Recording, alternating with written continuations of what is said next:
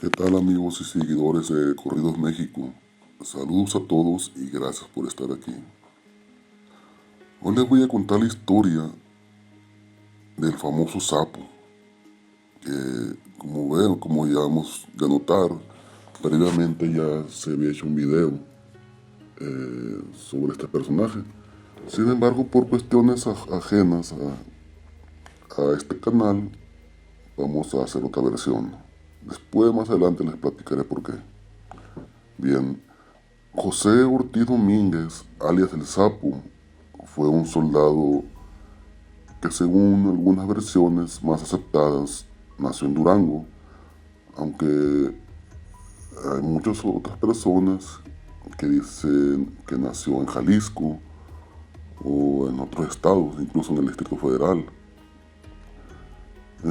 Bueno, en fin, El Sapo se incorporó a las filas del ejército mexicano, adscrito al segundo batallón de infantería y encuartelado en la escuela de tiro para la lucha contra los opositores.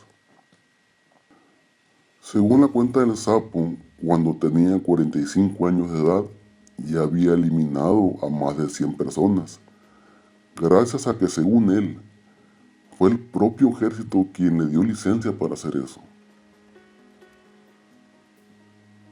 Se le describe como un hombre de estatura corta y de ojos saltones, usaba patillas.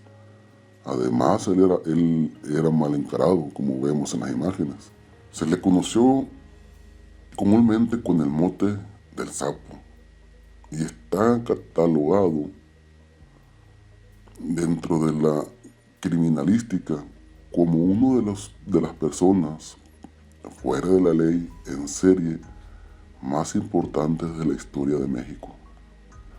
Sus actos los cometería entre 1920 y 1940.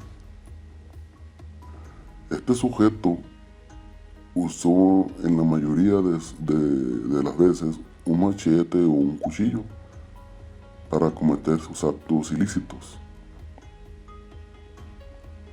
Se cuenta que desde los 10 años ingresó a la cárcel por haber privado de la vida a una persona y saldría a la edad de 15 años. Y ya para ese entonces ya era un consumado hombre fuera de la ley. Como debemos de saber, cuando uno pasa por esas situaciones y sales en libertad, es muy difícil encontrar trabajo.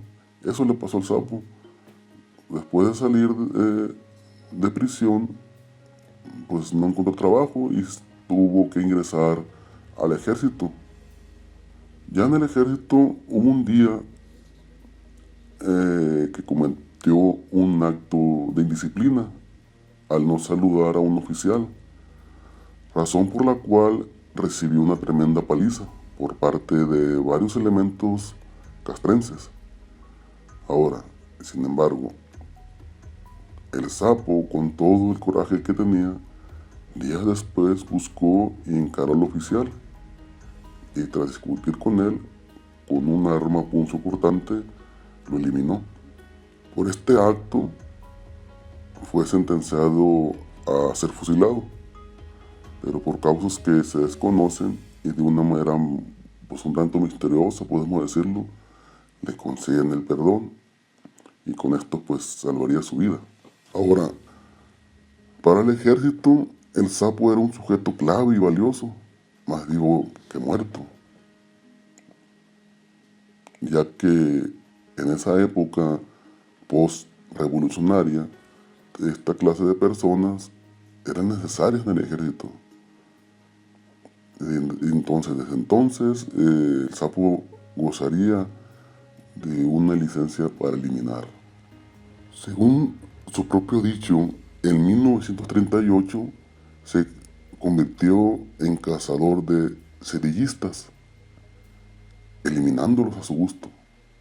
Según él, no se compara con lo que sintió cuando eliminó a anarquistas.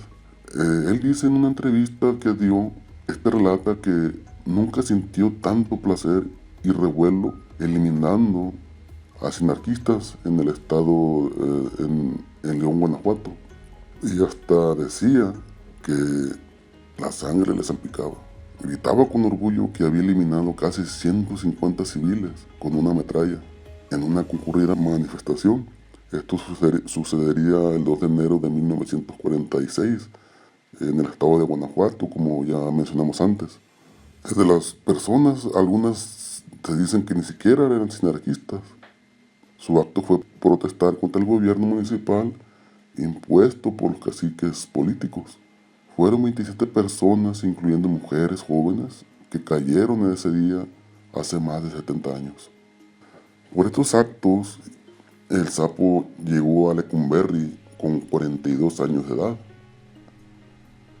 De inicio fue sentenciado a 28 años de prisión, pena que se incrementó a 30 tras la eliminación el 7 de enero de 1950 de un migrante cubano de nombre Isidro Martínez García, quien fue ultimado por el sapo con un puñal.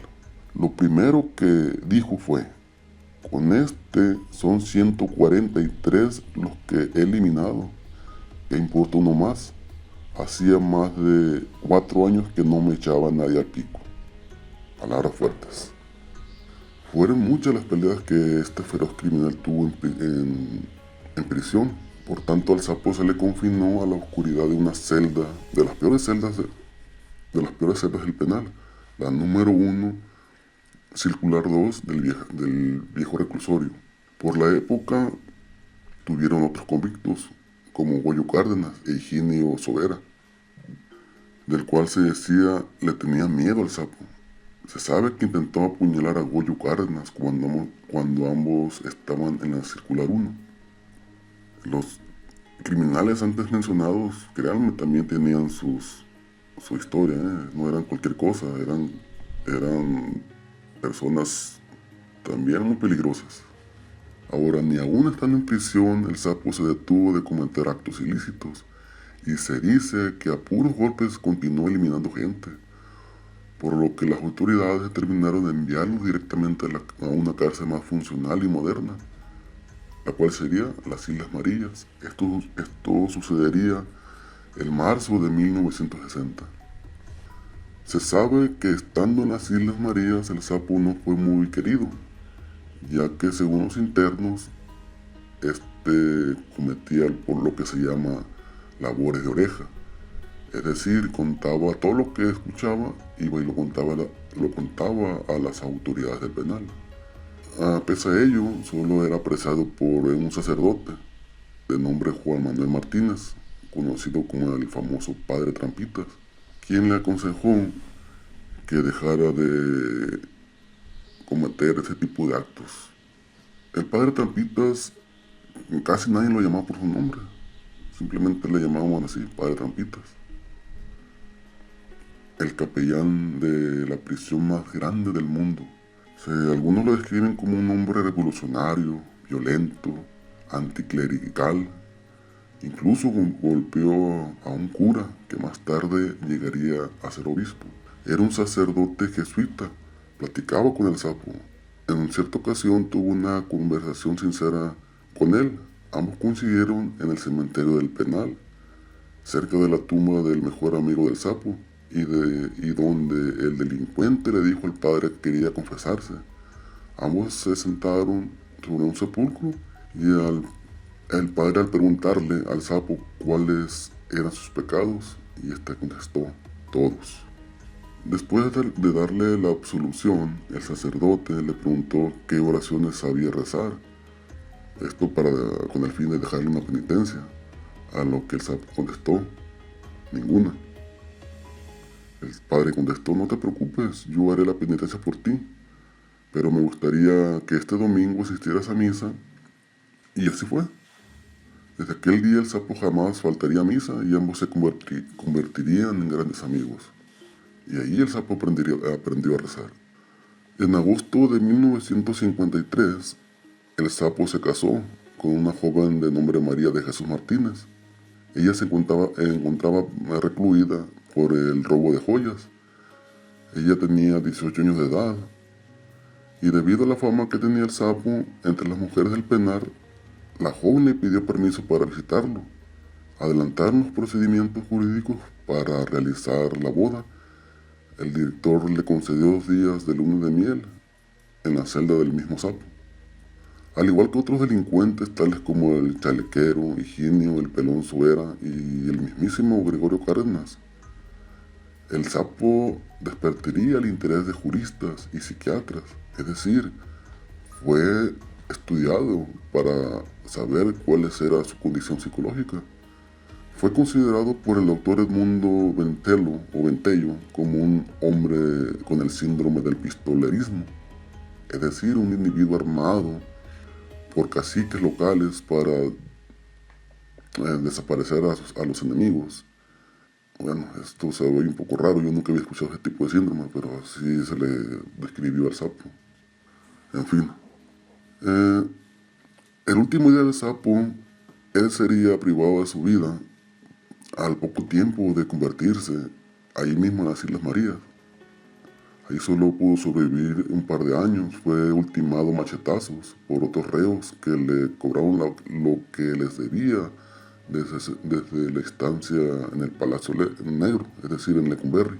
El sapo fue velado en la iglesia de las islas por su mujer y el padre Trampitas, quien precisamente al otro día también sería velado, ya que los reos también lo privarían de su vida.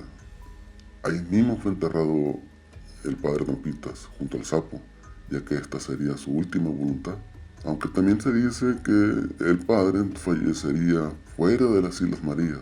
Él tendría un poco más de 80 años y se cuenta que bautizaría a más de 1000 reclusos. El sapo, pese a que se acusaba de haber eliminado a más de 100 personas, solo fue procesado por un solo homicidio y enviado a las Islas Marías, tal vez por un delito más. Pero nunca se le comprobó que eliminaría tantas personas, ¿verdad? Por lo que nadie a ciencia cierta sabe realmente el número total de personas que eliminó el sapo. Tampoco se sabe quién eran sus padres o si tenía hermanos.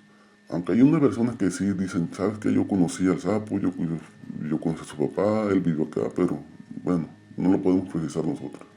Lo que sí conocemos del sapo es su famoso corrido, que le cantó, ya sabemos quién, ¿no? El legendario Chalino Sánchez. Que según sería uno de los primeros corridos que cantaría Chalino, el corrido del sapo. Bueno amigos, esto fue una plática, espero que haya sido de su agrado. Como comentario, ustedes ya se han dado cuenta que ha habido algunos cambios dentro del canal y seguirá viéndoles. Más adelante les explicaré cuál es la causa y razón de todo esto. En fin, les agradezco mucho y gracias por su atención y su apoyo. Por ahí les pido que nos apoyen, ¿verdad?, en nuestras redes sociales. Ahí tenemos nuestra página de Facebook y les agradezco mucho. Hasta pronto.